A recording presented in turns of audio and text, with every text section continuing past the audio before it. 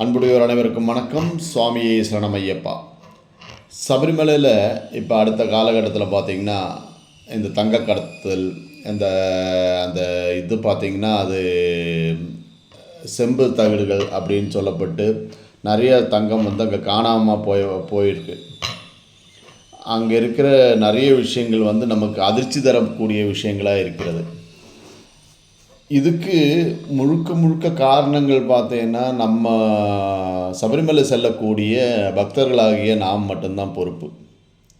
ஏன்னா நம்ம வந்து அவங்கள குறை சொல்லி பிரயோஜனம் கிடையாது. ஏன்னா நம்ம கொண்டு போய் அங்கே வந்து லட்சக்கணக்கான ரூபாய் நம்ம கொடுக்கக்கூடிய பொருட்கள் எல்லாமே தான் வந்து அங்கே திருடுறாங்க.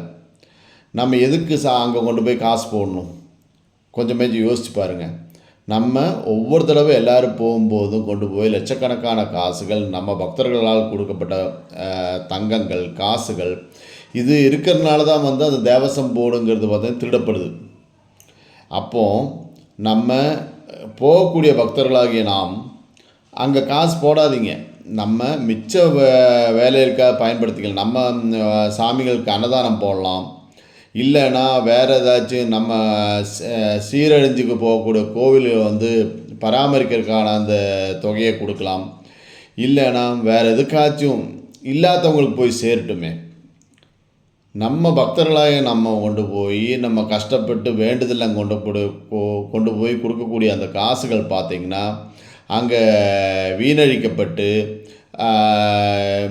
கடவுள் பக்தி இல்லாத நபர்களால் அது திருடப்படுது. அப்போது நம்ம எல்லாருமே மனசில் நம்ம ஒன்று நினச்சிக்க வேண்டிய ஒரே ஒரு விஷயம் என்னென்னா, நம்ம சபரிமலை செல்லும்போது காசுகள் பணங்களாகவோ பொருளாகவோ அவங்க கொண்டு போய் கொடுக்காதீங்க.